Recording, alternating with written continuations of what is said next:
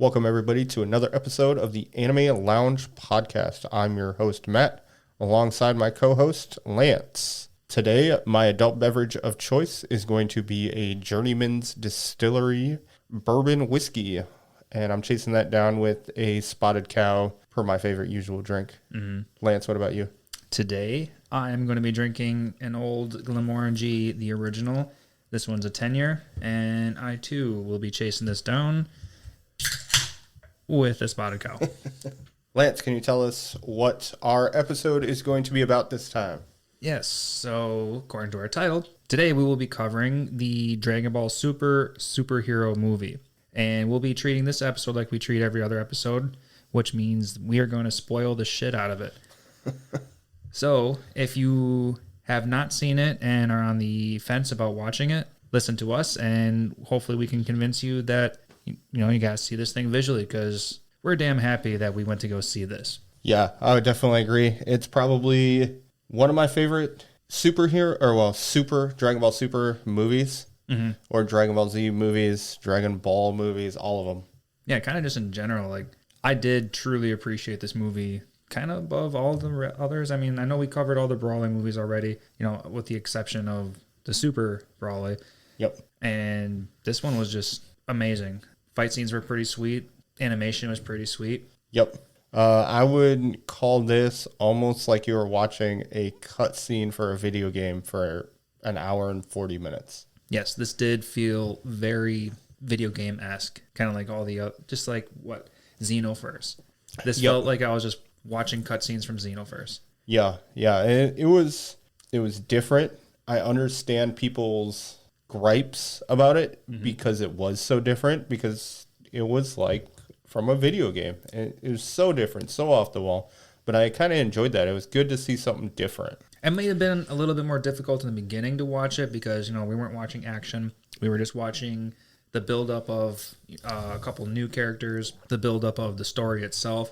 So when things were moving slowly, you started like nitpicking at things that aren't old school, hand drawn or anything like that. Now we're seeing a bunch of like 3D figures, and just some people might want to think that it's like super childish looking. Yep. But at the same time, it's just a different animation style, and I'm sure I can't say I'm sure, but maybe it helps the animators with moving the figures around if it's all computer generated.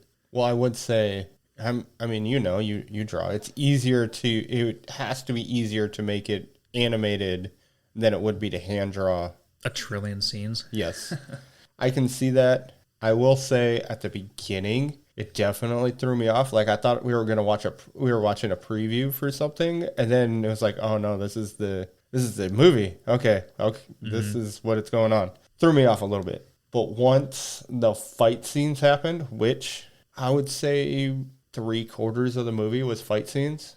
Oh yeah, very easily. Which is good because, this was like an hour and 40-minute movie.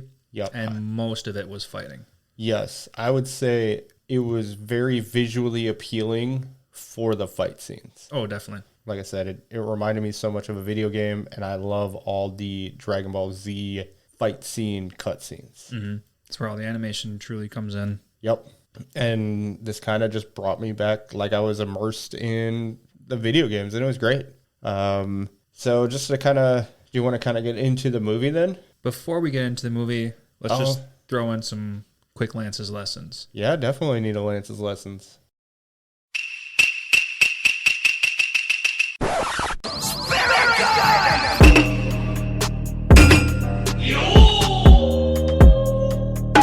Today's Lance's lessons is going to be the Japanese word for beast. That is kemono. Kemono.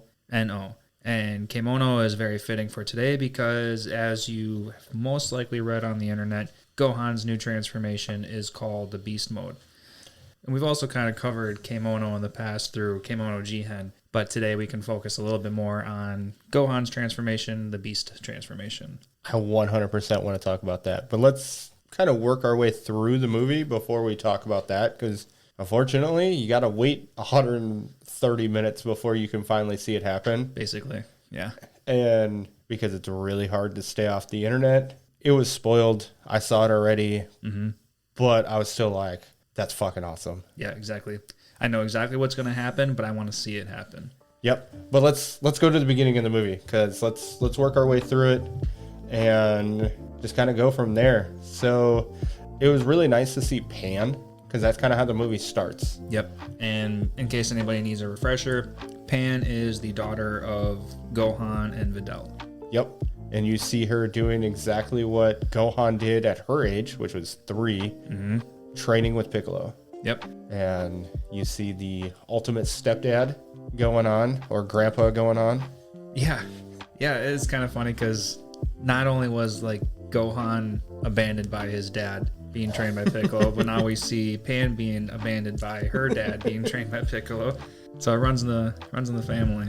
For various reasons. I don't know if it's good or bad that he's doing research and that's why he's kind of neglecting his daughter, but... To blame Mom.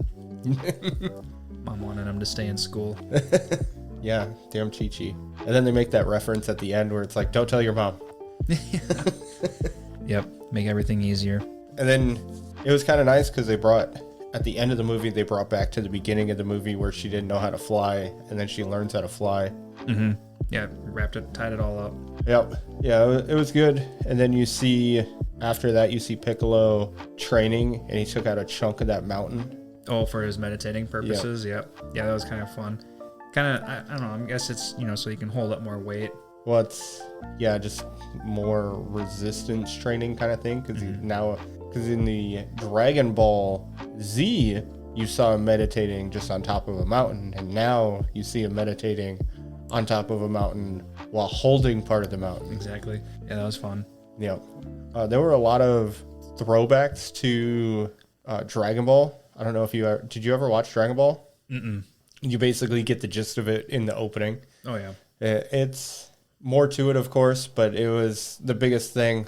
Because they go through and explain what happened to the Red Ribbon Army, what's going on with it now, and then the same thing with Dr. Gero and how he kind of plays into this. And it was really nice because they were bringing in new characters while still being like, hey, they might be new characters, but they're related to those original characters. Mm-hmm. Which brings us into what happened next in the series, where we talk about a new character named Magenta. Yep. Which is really just a play off of the Red Ribbon red color. Yep. And then he's this short little mean guy, and he tries to bring in this, I don't know, he's not like an evil genius, but he's this super smart guy. He happens to be Dr. Gero's grandson. So they call him a misunderstood scientist. Yep. And then this guy's name is Dr. Hito. And all he wants to do is create a peaceful world with superheroes and whatnot. Yep. And Magenta ends up tainting, what he wants to do with the world and take it over, and tries to overlay this fake superhero story over, saying that Bulma and Capsule Corp are the evil guys with aliens trying to take over the world, and the Red Ribbon Army is really the good guys trying to hold them back. And then Dr. Hito falls for it and starts making androids. Yeah, that we soon find out. He's got that hero complex going on. Mm-hmm. And is kind of easily manipulated. It was funny that they brought Hercule in. It's like, yeah, he might have done something. We're not sure. We can't confirm, but he's probably the ringleader of all this or something like that. Yeah, I think it was something like that. And then it's like, but look at what this alien did, and this alien did when it was Trunks and Mecha Frieza. Yep. And it's like, whoa, they've got to be something. Yeah, they did a lot of flashbacks, which was really nice. Yeah, it was real cool to see all these flashbacks and all that type of information that was going on. Mm-hmm. One thing, just kind of want to get it out of the way now. Vegeta and Piccolo will not be, or not Piccolo, excuse me, Vegeta and Goku will not be involved in these fights because, as we find out, they are training with Beerus and Whis. Yeah, Beerus and Whis on Beerus's planet. I'm not entirely sure what they call it. I think they call it his planet, right? Something. And you see Brawly there. Mm-hmm. They're trying to train Brawly so he can maintain his emotions. Yep, kind of master his green Super Saiyan form. Legendary. Yep. Mm-hmm. And I'm trying to think, was that it? That was it for the fighters anyways. Fighters, yeah. I mean, there's a couple minor people there. We'll leave, we'll leave that, whatever. Yep. And then the incident with the ice cream covering up Whist's staff so he couldn't see Bulma trying to call him. Yep. How convenient. And that was fine. I've seen worse excuses. So Oh, for sure. And plus, they were distracted Yep. with the fight with Goku and Vegeta sparring with each other anyway. So No power-ups. Basically, no power-ups, no ki blasts. All hand-to-hand combat. yep, pure physical fights. Yep. And it was a good little, I'll take it as an explanation on why they weren't there. At Yep. least we got an explanation that is somewhat plausible. Right, like they weren't just sleeping the whole time. Yeah. And let's be honest, if they were sparring at what Vegeta and Goku would be sparring at, they would be useless anyways in this fight. Oh yeah, yeah, because we got to see at the end like they were completely exhausted. Yep, exactly. And then, so just to kind of go back to the main plot of the movie, then you see Piccolo get attacked by this, at this point in time, you can think of him as a fake superhero in Gamma 2, and he kind of just beats up Piccolo. Yeah, super short fight. Yep. This dude's got a gun that shoots out ki blasts. Yeah, that was interesting. I'm not entirely sure how I take that one. Right. I don't know if it's their own key stored and then it like just kind of triggers it, or if they can like pull in key from. We never get an explanation. Right. It just happens. It's not like we get to find out like, ooh, a human can grab this gun and shoot ki blasts. Yeah. One of the big plot points comes up where Piccolo goes to Dende's lookout and gets Dende to transform the dragon Shenron into allow for the potential energy to get released. Is that how you'd call it? Yeah, it was the hidden potential. Yep, hidden potential. That's what it was. That was given to Gohan and Krillin back in the Frieza saga. Yep. So another flashback going on. That was kind of cool. Mm-hmm. Yeah, and it's kind of strange that like this obvious power up was only given to Gohan and Krillin. Mm-hmm. Well, I was about to say, why didn't anyone else get it? But of course, Fatty dies, so it's not like anybody else can truly get it. Well, that and the only two people that know about it are Dende and Piccolo. Like everybody else doesn't know about it. That's a good point. So it's one of those abilities that, yeah, it's great, but Goku's never going to think about it. Vegeta's not going to think about it. Mm-hmm. So it's just, I get it. And it was a way to help Gohan and Krillin kind of power up and be equal, because Toriyama, at least for the most part in Dragon Ball Z until the end, he tried to keep everybody on a somewhat close power level until you started getting towards the end with Super Saiyan and Super Saiyan 2 and all that fun stuff. Yeah, I really hope that the actual series doesn't like try to get everybody to get like an awakened potential. Yeah. Like Goku, Vegeta, Goten, Trunks, all of them. Yeah, I don't know. This was really the first time you see Goten and Trunks in Super. Yeah, because in original Super, they're still, kids. Yeah, they're like, was it 7 and 8 at the World Martial Arts Tournament? Maybe a little bit older, because I think they were still 7 and 8 at the Buu Saga. Yeah, so they're probably, like 10? 9 and 10, 11. Yeah. Somewhere in that range. So they're a little bit older now, but not a whole lot. Right, yeah, like basically this is 3 years after Dragon Ball Super's big tournament arc. Yeah, because this is after the Tournament of Power. Because they talk about Jiren in the, Vegeta talks about Jiren. Right, so. And Pan was pregnant with, Videl. And Videl was pregnant with Pan at the start of Super 2.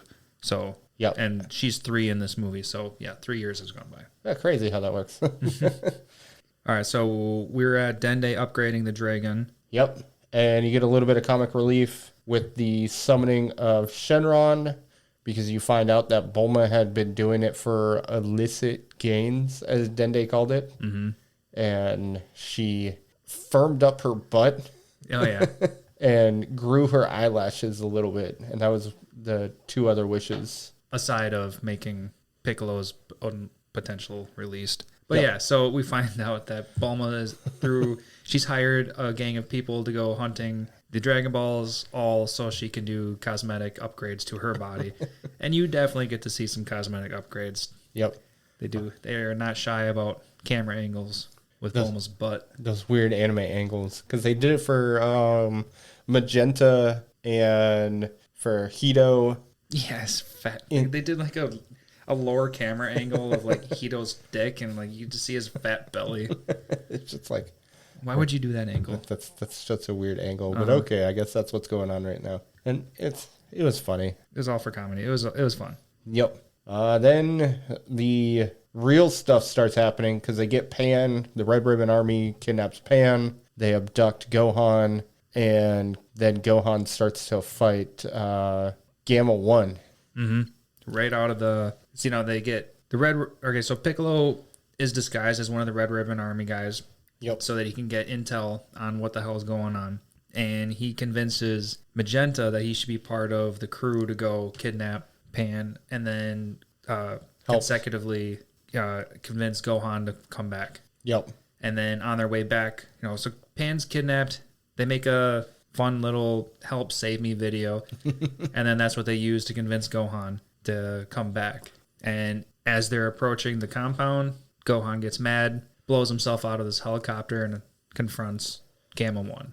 In Super Saiyan form. In Super Saiyan form, yeah.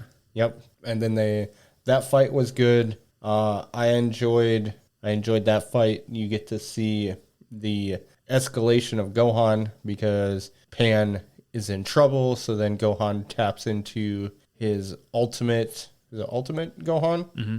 And for the people that don't remember, that's him beyond Super Saiyan without the rage. So now he's just his better enhanced Gohan form, and strong. Definitely very strong in that one. That's the one he fights in the Tournament of Power. That's the transformation he has for the Tournament of Power. Right.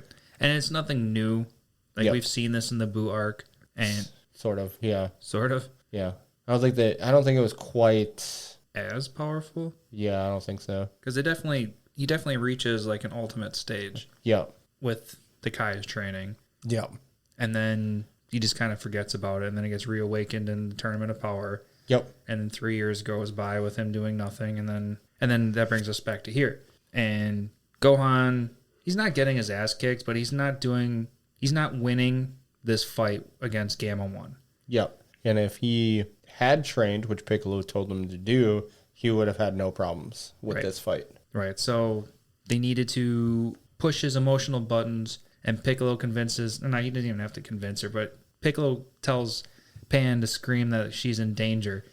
So what he does is he picks up Pan, and with one hand, you can see that she's standing on his one hand, and it was really funny. So she screams and, screams for help. And then Gohan gets all super pissed off, and then boom, there's Ultimate Gohan. It's, I don't know if you watched Minions 2, but where it's like she's acting, but it's childish acting, so you can tell it's terrible. And she's just like, help me. Mm-hmm. Yeah. I'm being abducted. No, and speaking of Minions, I said this at the beginning of the movie to you. This new character, Dr. Hito, he kind of reminds me of like a child Gru, just without the big ass nose. But yeah. I just thought of him right away. It was kind of funny to me. Yeah, that was funny, and the similarities are there, definitely there. Mm-hmm. So that fight was good, and then after Gohan he reawakens his ultimate Gohan. That's when Piccolo steps in to fight Gamma 2 again. Mm-hmm. Yeah, because they were about to go Gamma 1 and Gamma 2 versus Gohan, and Piccolo says, fuck that. We're going to separate this. And during that is when you see the orange Piccolo, which it kind of reminded me of some of the Namekians, like one of the Namekians from Dragon Ball Z, where he just looks overly large and no neck. Just super buff. Yep. It's essentially all this guy is. Yep. And it's good power boost. Yeah, he grows like a foot or so taller too, because when he deforms, he totally shrinks. Yeah, that was interesting. I think that's the first time we've seen any of the Z fighters transform in a manner like that. Mm-hmm. Yeah, he definitely gets a whole different kind of transformation. Yep. As far as the orange color goes, like I know I mean, our listeners probably knew this too if they ever read any of the leaked stuff. But like the reason he's orange is because I think it was Toriyama likes the color orange. Yep. So he just wanted to turn Piccolo into a buff orange guy. Hey, if I was a creator of something, then I would do things just because I like it too. So I can't blame him for that one. Mm-hmm. Kind of surprised he didn't get like any additional like body art of some sorts or some kind of like horns or something of those sorts. You know, because we see all the dragons. You know, they have horns, and these dragons are essentially almost image like. No, you know, I can't even say that they're made in the image of the Namekians. They're just dragons. Yeah, they're just dragons.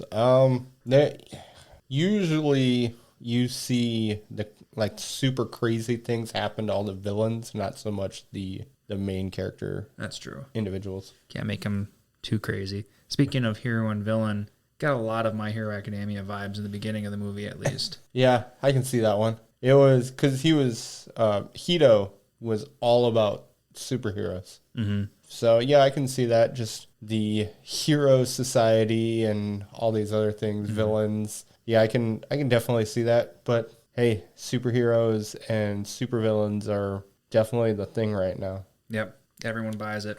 It was okay. I can take the premise as a way to kind of manipulate somebody, like what had happened with Magenta and Hito.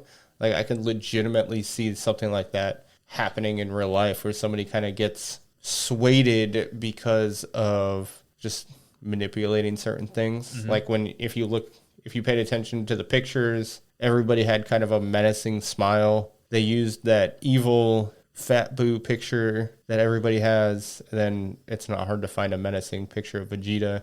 Yeah, it's basically 99% menacing.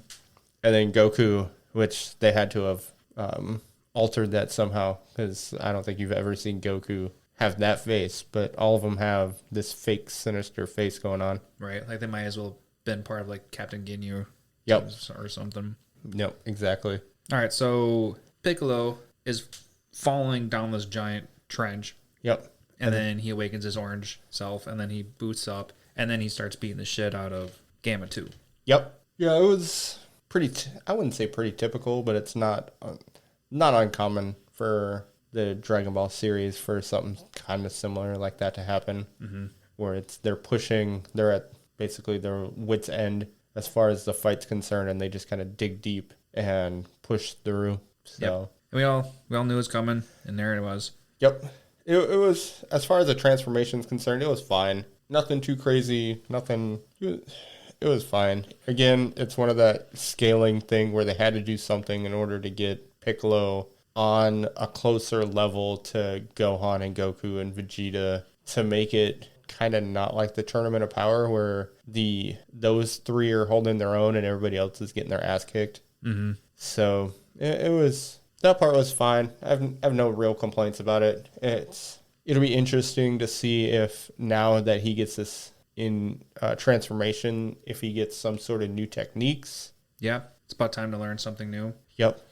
I mean, there is an old technique that he brings back that we'll talk about in a couple minutes. So it's nice to see some old and some, hopefully, future and some new stuff. Because, you know, we've all seen teaser images of future villains and stuff like that. So we're definitely going to need to see some new techniques of some kind of sort. Yeah, definitely. And yeah, they did a really good job blending old and new. I really enjoyed it. Just to kind of keep going through the movie, speaking of blending old and new, you find out that Cell is coming back, or they're trying to bring Cell back, and they're calling him Cell Max. Mm-hmm. Yep, he's a brand new creation. He doesn't hold any of the original Cell's memories of any of the sorts. He's a brand new creation. He happens to be like 1,000,000 feet tall. I mean, you don't get to see this while he's in his chambers or anything. They talk about him during the movie.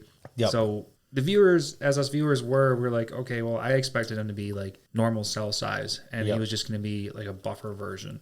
Yep. I didn't expect him to be a Pokemon Gigantamax or whatever it was. So it was essentially what he turned out to be. Yeah, I could have seen him like a different color palette or something along those lines, just making him look a little more menacing, which they did, and then they Gigantamaxed him, and he looked a little ridiculous. Oh, yeah. Yeah, so Gamma 1 and 2 are getting their asses kicked, and Magenta starts getting scared, so he runs back to his laboratory. Yep. And then his goal is to release Cell Max. Yep. Gamma 1 and 2, they have this ability because Hito installed a hero complex into them, and essentially what they can do is they can tell if somebody has ill will towards the individual, and they don't feel any while fighting these Z fighters. So then they're like, well, something's weird. You can't be the bad guy. The person trying to shoot the 3-year-old has got to be the bad guy. It's crazy how that works. Yeah. Yeah, so the Gammas realize that they've been duped. Yep. And the fighting between them and the Z fighters stops. And then we get the snap back to Magenta releasing Cell Max. And we have Dr. Hito rushing in, trying to stop them. And then they have a quick little Scuffle. Because, it's just two humans. Yep. And then as Magenta is dying because of the bug that Hito has, Magenta's able to release Cell Max. And then the fight with Cell Max happens. Mm-hmm. Yeah, he comes roaring out. Yep. This fucker just gets so big. I really wish they didn't make him so big. Yeah, that was probably my only complaint as far as this series, or not the series, but the movie is concerned, is just the ridiculousness they made Cell. Mm-hmm. Yeah, he was basically Godzilla. Yeah, pretty close. Energy beams and all. Yeah. Yeah, I guess now that I say that out loud, it's definitely Godzilla. Just with what's that dinosaur with that fucking ball of spikes at the end of his tail? Yep, I'm not even going to bother trying to guess because I have no idea. But yes, I know exactly what you're talking about. Basically, that is what Cell's tail looked like. Everything else, he looked like the fused with Android 17 version, which, Mostly, yeah. If Vegeta hadn't fought that Cell, then that was probably the Cell that would have been defeated and died. Yeah. Like, if you really think about the Cell saga, that would have been the one where he was going to lose. Right, yeah. So when he absorbs 17 and he gets taller and thicker, and he's got, like, those fat-ass lips. Yep. That's the base form. That's the base concept of this Cell Max. And give him red skin on top of his green skin, and then make him super big. And then red eyes, I think is what it was. Probably. So... He just wars the whole time, too. Yeah. Yeah. Well, he wasn't completed yet. That was his problem. That was another thing. Was Magenta released him prematurely, so he wasn't able to be controlled. And who knows? Maybe if they kept him inside that incubator, maybe he would have turned into more of a perfect Cell look than a perfect Cell look, and then been smaller. Maybe I'm not sure. More condensed. Mm-hmm. I can see that. Yeah, I can see that too. It would be something that let's just go with that was what was going to happen. Yeah, because we can only guess at this point because I don't see them bringing another Cell Max into the Dragon Ball Super storyline. Nope. I think this is going to be a one-off thing, which is fine. It's just fine. Mm-hmm. So then during the fight, you get to see another flashback from Dragon Ball where Piccolo goes giant. So that was kind of cool. Right. This flashback shows where when he's King Piccolo and he's fighting Kid Gohan or Goku. Damn. Kid Goku. And in the World Martial Arts Tournament, I don't remember which one it was, but yeah. One of those tournaments. Yeah, and then Piccolo just makes himself multiple times bigger. Yep. And we come to find out it was just an intimidation thing. It was just a bluff. But the point of that one was, we're jumping ahead in the fight a little bit, but it was just nice to see that there was a flashback because Piccolo is about to get squished by Cell. Yep. And then in order to counter the weight I don't know, whatever physics you want to throw into this, but Krillin reminds Piccolo that he can make himself get big, and then Piccolo makes his orange ass super big, flips him off, and then it's basically Godzilla versus some Super Power Ranger or something. Godzilla versus Orange Godzilla, I guess. Yeah. And then you see Fat Gotenks. That was kind of funny. Yep, so Teenage Goten and Teenage Trunks make an appearance in here. Yep. And, of course, they're super happy to get into a new fight. And then they're like, yo, remember Fusion? Barely. Let's give it a try. And they fuck up. Yep. And we get to see Fat Fusion Gotenks again. So that was kind of fun. Comedic relief That's really what I took it as. They just did some haha moments with Gotenks. Didn't really do a whole lot for the fight. 17. That was one of my issue. Another issue I had with Cell is that he wasn't in his perfect form, and he did not want to have anything to do with 18 right in front of him. Yeah. Right. And that's the only thing I can counter with that is that this isn't the original Cell. Like, this isn't his original memory. This is a brand new creation, which would have been real nice. Like, yeah, what if, damn, you slammed that. It was just 2 shots. It's okay. But yeah, maybe it would have been real cool to see this super gigantic Cell Max look at 18, realize that, just like in Dragon Ball Z, that's the concept that they took this from. If he was to ingest 18, that he would become perfect Cell Max or something. That would have been really cool. That would have been really cool, but then, the 1 hour and 40-minute movie would have turned into a 2 hour, 30-minute movie or something along those lines. Or they would have pretty much had to get rid of the whole Gamma concept in the very beginning and had this movie strictly focused on Cell Max. And honestly, I didn't mind the Gamma 1 and 2 concept. I thought it was different. Mm-hmm. So it wasn't, I wouldn't have wanted that. And then it also wouldn't have made sense for Hito. So they couldn't have really tied in Hito very well. Yeah, it would have been way too much information. Unless they turn it into like a part 1, part 2 kind of thing, or just a long ass movie. But yeah, if they could have definitely made Cell Max way more interesting. Yep. But I do understand the time constraint. It was kind of like Bio Brawly kind of concept. He's alive, 1 fight. All right, now he's dead. Yep. Yeah, then. Oh, look, real quick, back to some Gotenks talk. Okay. This fatty just gets his ass handed to him. Okay, well, first of all, Cell Max was created with like a failsafe. Yep. And his Dr. Hito realized that if his plans were to be, I don't know what's the word for it, like overall, like he was just duped. It was a backup plan. Yeah, his backup plan was to have a failsafe to destroy Cell Max, and that was his head, the top of his head. Yep. And it was really funny when Fat Gotenks couldn't do anything. He can't go Super Saiyan. He can't really blast anything. So they just have to use his fat body. And they use his body as like a volleyball, and they spike him everywhere. And they spike him at the top of Cell Max's head. And does it crack a little bit? I think it cracks just a little bit. I thought it didn't do anything, and it was the second hit that did something. But it might have. I don't remember exactly. Like, it gave us viewers a little hope that it did something, and they laughed about it, like, we can still do something useful and whatever. That was funny. Yep. And then, of course, it doesn't do anything truly good. Yep. And then he gets his ass handed to him.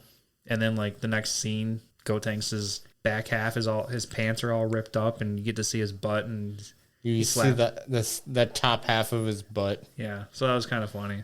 Yep. It was funny, and that's what they used him for. So after that is the Gamma 2 sacrifice, just as it sounds. And then I'd say the biggest part is Piccolo basically stalling in order for Gohan to truly unlock all of his hidden energy, and you see him go the new beast transformation. Mm-hmm. Yep, so Piccolo's sitting out there fighting him while Gohan's in the background charging up an attack. Yep. Or just charging. I think it was just kind of trying to charge himself. He wasn't really doing anything. He was just kind of standing there like, yeah, he was just powering not yet.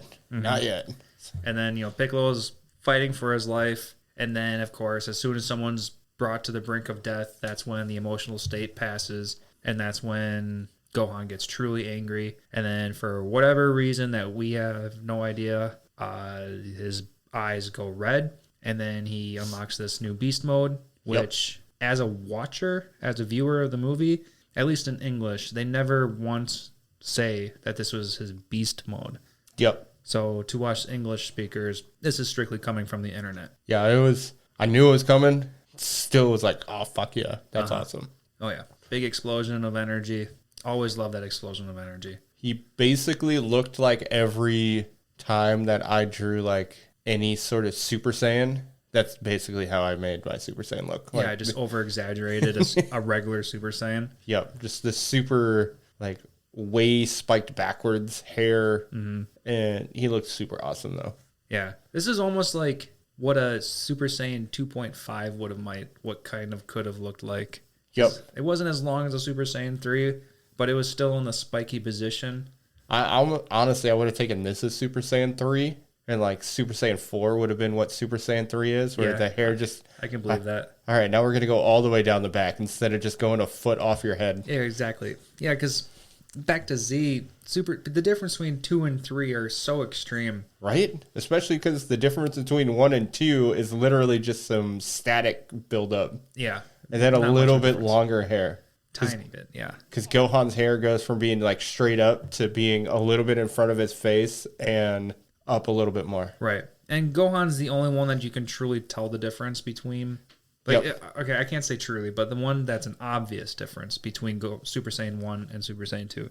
Because Goku just gets, a little bit more tinier spikes, like a lot more spiky hair, but a lot more like, I don't even know how to describe what I'm trying to say, but... Yeah, pretty much his hair goes more spiked instead of just kind of being it's like everything gets spiked instead of just his hair turning yellow and a little bit of spikiness going on. Yep, exactly. And yeah, it's hard for Vegeta because his hair is always spiky, so...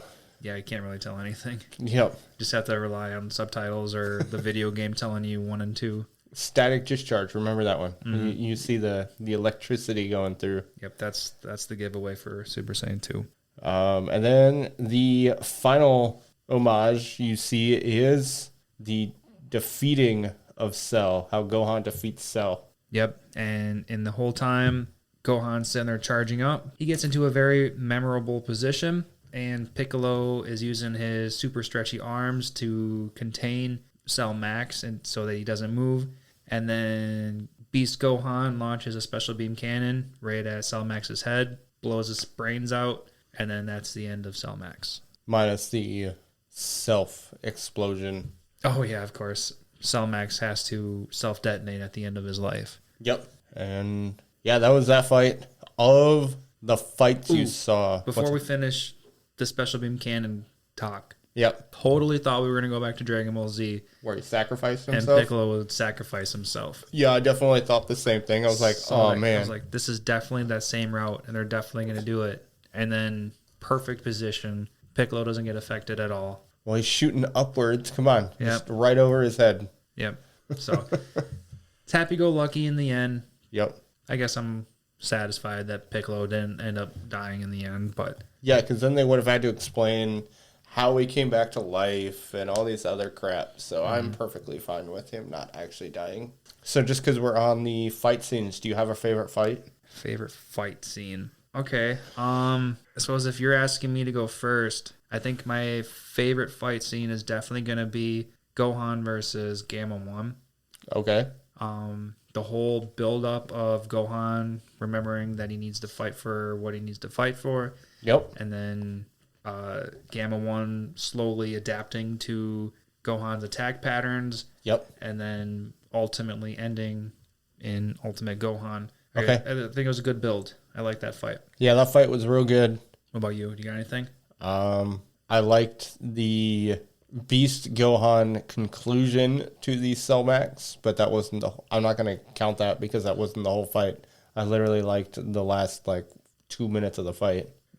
I guess we could probably go with the first fight with Piccolo and Gamma 2. I thought the Kapow holographic going on after he was punching and landing all these blows onto Piccolo. I thought that was entertaining. Yeah, all the traditional comic Kaplawi kind of sound effects coming up, not sound images. Yep. There, some whatever those are called.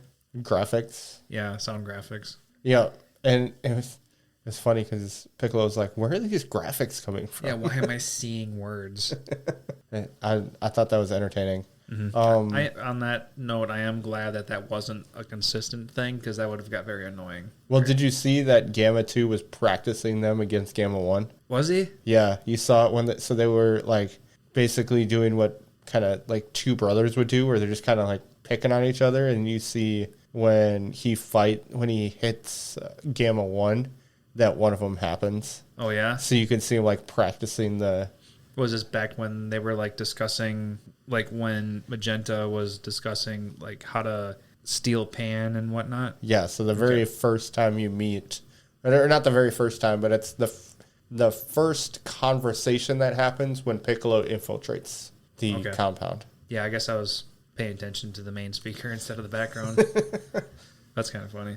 Yeah, that was definitely my favorite fight as a whole. Just because you see Goku, or excuse me, you see Piccolo, you see him being strong, but then you just kind of get introduced to this new character. You get that interesting, kind of funny added detail.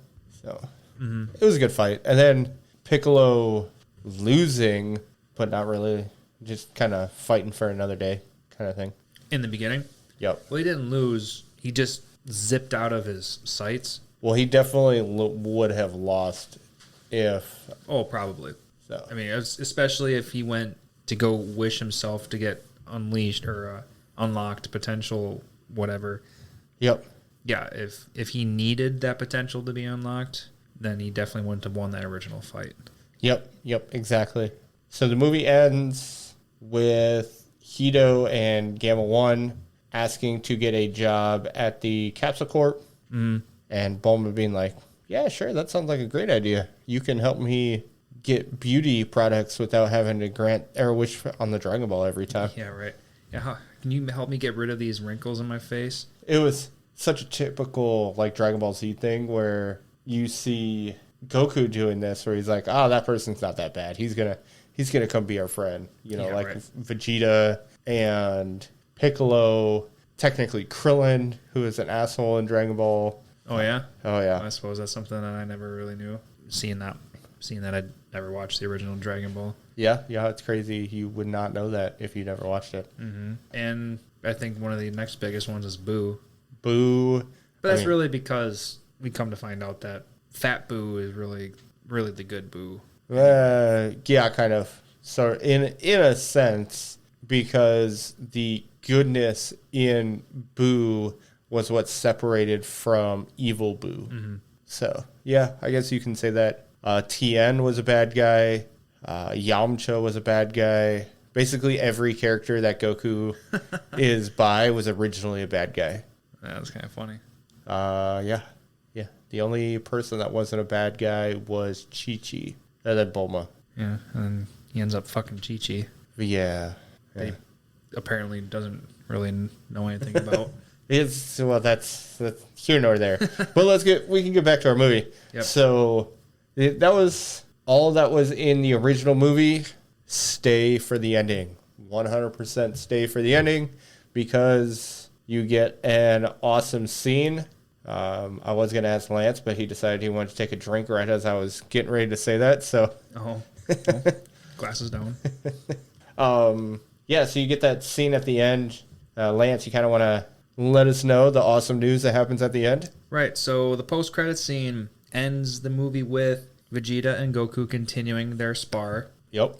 And they're slowly punching each other. They're exhausted. They're in slow motion. It was really funny. It was comical. Yep. And then in the very end, Goku falls first. And Vegeta's like, yes, I beat Kakarot. And then he falls to the ground. And then Goku laughs at him. And we finally get to see Vegeta get his first official win against Goku. All it took was no power-ups, no ki blasts. Yeah, there was handicaps. Handicaps. There it is. Yep, definitely some handicaps. I guess it was good to see Vegeta win, even if it was a fake win. Yep. So yeah, it was a very nice win. And like I told you after the movie, they definitely did it for the fans because fans are always going to not argue, but complain about their favorite character, Vegeta, never getting the one-up on Goku. At least one time, so this could be his one time. Well, even in the manga, which we'll find out later, that Vegeta gets a one-up, and then immediately it doesn't matter. So it's like, oh, cool. Yay. Vegeta's strong, and it doesn't matter. Wait, when? Later in Super. Wait, have you read? No, I haven't read Super. Oh, you just know. Yeah, I know. And it's like, what the fuck? Just let him... Can we give him a W for once? just one. Uh-huh. Nope. He's gotta either die or just lose. So at least he can beat Kakarot one time. One time. So like we did with the original Dragon Ball Z movies, what'd you think of the movie? This one, overall, I don't know. Like, I'm not gonna give it like a perfect. Like, I wasn't mind blown. I wasn't. If I was watching this on the treadmill, I'm pretty sure I'd be running pretty close to the entire time. Like this, the amount of fight scenes in this movie that kept me super engaged was awesome. Yep. Right. I was just super on board with everything. That being said, it's a great movie. I would 4 out of 5, 8 out of 10, whatever. This is just a great movie. It's a must see. If you're a Dragon Ball fan, as long as you're not stuck in the past about this things getting too crazy and out of hand, it's definitely worth the watch. What about you, Matt? Yeah, it was great. I thought it was awesome. Like you said, it wasn't perfect. It wasn't like everything I was hoping for, but you got new transformations. I'd say a 50-50 split on cool transformations. Gohan's was great. Piccolo's was weird, I guess. It was weird. So it was good to see Piccolo get stronger. I just thought the transformation could have been better, but I'm not the person that created it, so right. It's whatever. There are no complaints about his transformation. I just thought it was a little weird. And then there was some humor throughout. You see stupid Goten, stupid Goten, and I thought wait, stupid Goten? Yeah, when Trunks asks about fusion, and he's like, how do we do that again? He's only, a big part of his childhood. All of a sudden, he doesn't even remember how to do it. Yep. And I loved the flashbacks / throwbacks. They were great. I thought it was awesome seeing Gohan use a special beam cannon. Oh, yeah, that was just really cool. It's a big homage, or just a big shout out to his trainer. Yep. And I thought the movie was good. Like, I'm not disappointed that we went and watched it. It kept me awake for the hour and 40 minutes. Like, I didn't want to not watch it. Right. So I'd say it was good. Definitely worth the watch. It's just probably not going to be on like my top 10 of favorite movies. No. Which is fine. No complaints in the movie at all. No. So yeah, I guess that's pretty much everything as far as the movie is concerned. Again, worth the watch. Definitely worth the watch. Yeah, and if for whatever reason, by the time this episode launches and it's still in theaters, very slim chance, pay the money, give support, go watch the movie. It's definitely worth it. Yeah, it was real good. Obviously, no manga mentions for this one, so right, nothing we can do about that one. So before we come to a close, Matt, is there anything you're watching on the side? So I was listening to our Konosuba episode, and we were talking about how far we were on stuff, and I was on Attack on Titan. That's what I was watching. And it's like, oh yeah, hopefully I'm going to be almost done with Attack on Titan, and I haven't watched another episode since. I'm trying to think. I watched Classroom of the Elite. Oh, I have no idea what that is. It's season 2 just came out. The first season came out like 5 years ago. Okay. And people thought that it wasn't going to come out, like season 2 was never going to get launched or released. Mm-hmm. And it's interesting. Basically, you've got like this top 1% of students that are in the school, and they pay you, we'll say, I think it's 100,000 yen a month in the school, but the school has everything, and they pretty much just let you do what you want. But if you fuck up, that 100,000 yen could be zero, and now you don't have money for food or for clothes or for anything. So it's kind of crazy. It's pretty good. And then the other thing I think, was that the only thing I watched? Oh, I watched a few episodes of Devil is a Part-Timer as well. Oh, season 2? No, the first season. You're starting from season 1. I you never watched it? Nope, I never watched it. Okay, I watched it. I watched Devil's a Part-Timer when it first got launched. Mm-hmm. Fucking what? I don't know, 5 years ago as well? It's been a minute. Yeah. it was a fun reverse slice of life kind of thing. Yeah, I think it's a reverse isekai slice of life kind of show. Something different. Yeah, so I was shocked to see that Crunchyroll released, I was shocked to see that Crunchyroll's advertising that, and then I come to find out that it wasn't actually for season 2. I'm like, oh, okay, well, I guess now that makes sense. Yep. First, I think I'm on episode 4. Yeah. So I'm going to tell you up front, I don't remember too much other than like the McDonald's ripoff, but yep, that's all I can truly remember. Yeah, it's a reverse isekai, so the devil comes to what is our world and has to live in our world, essentially. Learn how to live, yeah. Yep. I haven't gotten very far in the show, so I couldn't tell you anything else beyond that. It's pretty good. It seems pretty interesting. It was entertaining. That's all I remember. Yep. But with our long-running series that we've been pushing lately, I haven't been able to really watch much of anything extra. Yeah, don't blame you. We're preparing for the first couple seasons of My Hero Academia for our next episode. So we've got a lot of episodes to cover. I think we're going to watch almost 200 episodes in 2 months. Yeah, exactly. More than that. About 2 months. No, because Yu Yu was 112. Yep. My Hero, the first 3 seasons is like, what, 60, 70 episodes? 60, I think it's 62. Might be 60 even. So that's 172 episodes. In 2 months, yeah. So we're watching a lot of content. Yeah. Yeah, it's a lot. And then, of course, me reading, I'm in school, so it's kind of hard for me to do all that extra stuff. Yeah, but you got a lot on your plate. That's whatever. Got to stay busy, right? That's why this podcast is literally fun, and it's nothing like it's too pressing. Yep, definitely enjoyed doing this though. I'm glad we're doing this. Hope all our listeners are enjoying what we do too. Mm-hmm. What about you, Lance? So I still try to sprinkle in a little bit of my Dragon Ball Z before I go to bed here and there.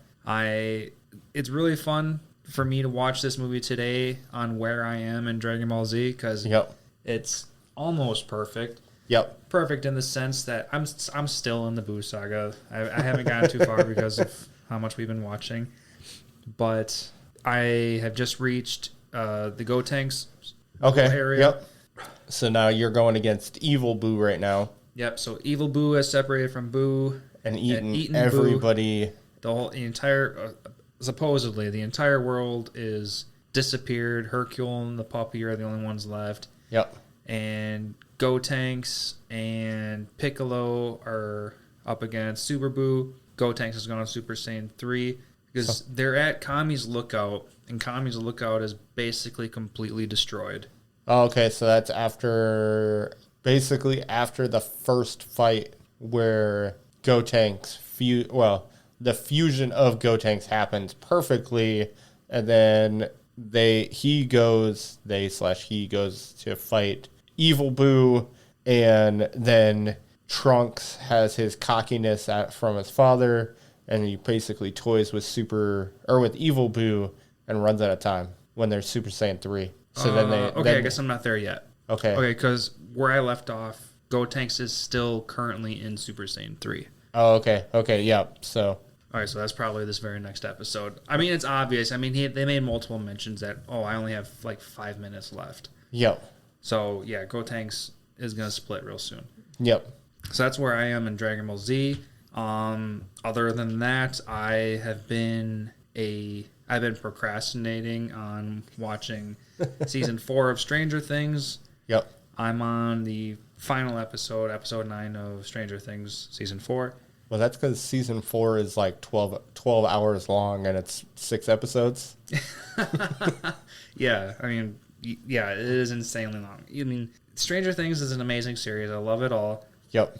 But season 4, every episode is basically a movie. Yep. And honestly, if it's good, I'm all for it. All for it. And I mean, like, I don't mean to say that in like a complaining sense. It's just, holy shit, man. This is a multi-movie series. And the biggest surprise is, I told you earlier, but for our audience, the final episode is over 2.5 hours long. Yep. Damn. Yeah, because it's like, all right, I got 45 minutes allotted to watch this show, and you're like, Am I done yet? What? How much time do I have left? Oh, fuck. Well, I guess I'm not watching this episode tonight. Yeah, this isn't something that you turn on, watch one episode before you go to bed. You need to legitly set aside time as if you're watching a full-length, like, fucking Marvel movie. It's just long. Worth it, but long. Well, it's funny when the wife and I are watching stuff and we'll be like, do you want to watch one more episode? I'm like, yeah, sure. Let's turn it on. And then you turn on the next episode. It's like, it's 52 minutes. I'm not staying up for that long. Let's go to bed. Yeah, there's a difference between a 22-minute, I mean, yeah, if you're watching streaming-wise, 22 minutes minus the commercials, about 20, versus like a 47 to 52-minute episode. Yo. Yeah. But yeah, 2.5 hours is pretty goddamn long. Yeah, that's definitely long. It's like, hey, we're going to give you, like, when we have our long episodes and we do our break, and it's like, hey, we're gonna have a pause right now. Go do what you need to do. Go make some popcorn or go to the bathroom because you're in for a ride. Yep. Here's half the movie. But yeah, that's the only two things that I've had on my side is watching Stranger Things while I work out and a couple episodes of Dragon Ball before I go to bed. No. And then I got My Hero squeezing in there too. So that's my life. Yeah, so that's just everything we got for this episode. Make sure to check out our new series, the Anime Lounge Short Flights, where for this season we are covering Licorice Recoil. It is going to be all subbed episodes that we're covering, but make sure to check that out on YouTube. Give us a comment, let us know what you think on that, and make sure to give us a subscribe on every platform that you're watching, including YouTube, and give us a 5-star review so we can keep going with this. Have a good one.